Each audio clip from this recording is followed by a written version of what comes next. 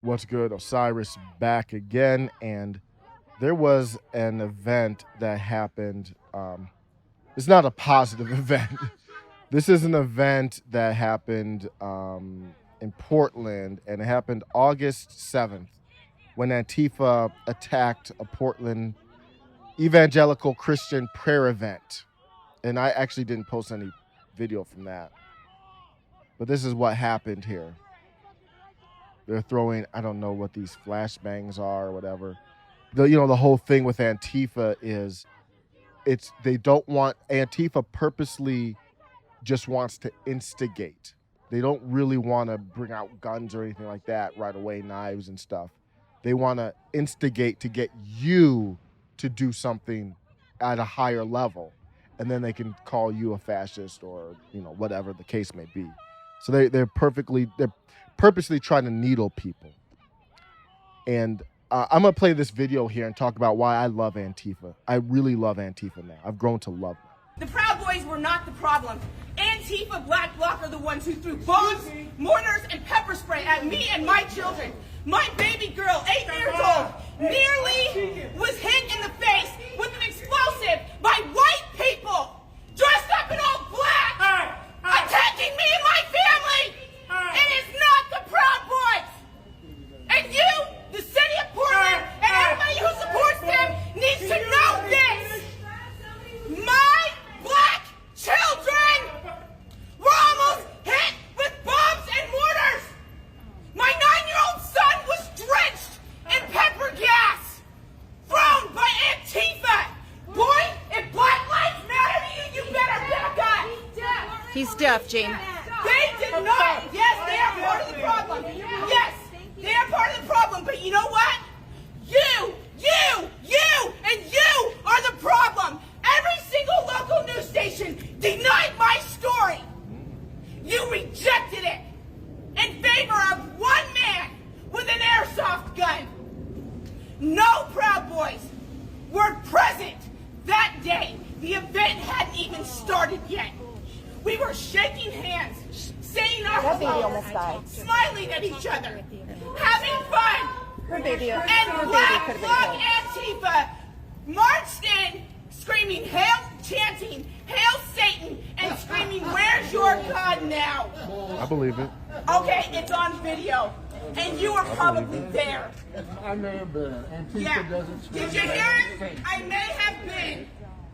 That is the problem in this city. They beat and terrorize an Asian gay man who still has to fear for his life, who still hides from them. They still threaten his life. A gay Asian man. Stop Asian hate. Stop black hate. The Proud Boys were invented because Antifa was the one who was terrorizing us. My husband, we are a one-income family, and Antifa has been trying to get him to lose his job. And that would put 10 black people out of a home. Your husband is out very of a dangerous. job. Your husband is extremely dangerous. Bull, Dustin. Quincy, Bull. Quincy You have is never extremely- once seen him Quincy. be violent in any way, shape, or Quincy. form. Quincy is extremely Antifa beat up a transgender down here on these streets.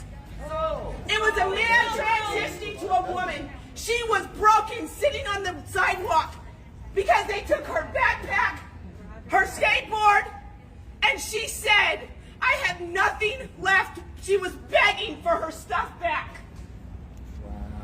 And then the man who tried to stop them was beat in the street. You're speaking over a deaf You know what? That's your deaf person. I'm sorry. I'm sorry. That's wrong. I'm deaf too. I'm sorry. Let me finish, please. Let me finish. You know, press You conference. did. I do remember you. If every news station, yeah, you're a part of the problem. The worst kind are the white liberal women who look at me in disdain. And I'm not saying all of you. Know what everyone but else is this woman doing? here is one of the worst kind. if you do not back up. If every single one of these news stations hadn't denied my story, I wouldn't be standing here today. Proud Boys are not the problem.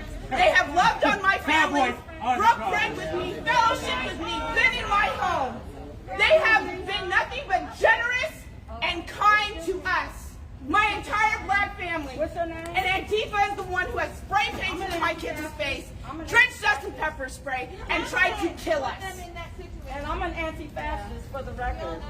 Aren't we all? Either you're a Quincy fascist or you're anti-fascist. anti-fascist. Aren't we all? There's no two ways around it. Either Thanks, you're a Dustin, for the fascist or output you're there. anti-fascist. Okay, There's no so two what ways the around problem it. is the news will, and all of these people Right, and the will news- not stop with the I know, Proud and they Boys. ignore Get over everything. it. They It's ignore not everything. them. Really? Yes. It's right there. It's right The there. Proud Boys is white supremacists just like the mayor. No, they're not. They're all working together. Can I finish, They're all working please? together. How Now, come I I can don't have a have a voice? conversation with you if you need some support because we do have a legal clinic and we do have a You'll have your voice when level it's your of turn. campaign. No. But I don't I'm in even the know. middle of my and you speech. just Can One I more finish? thing before I step away. Mike Schmidt was not prosecuting them last year when they were being arrested. Sexual offenders like Andrew J. Simmons should not even have been in the vicinity of children, as he is a registered sex offender. Mike Schmidt is white supremacy, and he is dangerous, just like Antifa. Get it right. And for the record, either you're anti-fascist You know my husband is. Your husband is dangerous. No, he's not. You are. Your husband is dangerous. Imagine crumbling under the pressure of stickers. Fascist USA! Wow. Wow, wow, wow, wow, wow. I love Antifa now. And I've done videos about how much I despise them, and it's weird for me to say this because Antifa doesn't care about me at all. They could harm me at any moment. But what I mean is long term, you see what happened with that woman standing up? That's what's happening. Antifa is exposing the failure of our government. You heard her talk about the prosecutor not prosecuting certain crimes that allows this stuff to fester. If Antifa didn't exist, do you think she'd ever be talking about a district attorney? They've overplayed their hand, and people are going to speak out. There's going to be an equal and opposite response, and the response eventually is going to be towards the government. You aren't doing your job. So you're going to have to move. We're going to have to separate peacefully, and then we could go on and get on with our lives. You saw, there was an article, downtown Portland businesses invest in private security. I did a video about the crowd-searching app Citizen that's really crowdsourcing private security. Is where it's not all the way there yet, but that's where they're leaning towards. Downtown Portland businesses invest in private security to combat crime. Crime's on the rise. Multiple bar owners tell the local station KATU they're now taking things into their own hands. That's why I love Antifa. Antifa is causing this. Antifa is causing us to get to where we need to go. I'm not condoning them. I don't like their group and organization.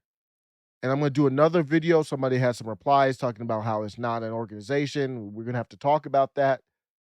But I appreciate you. You're opening our eyes. You are a moving, walking red pill. Why do you think mainstream media doesn't put all these incidents on TV?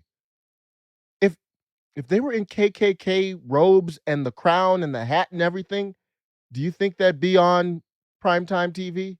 Yeah.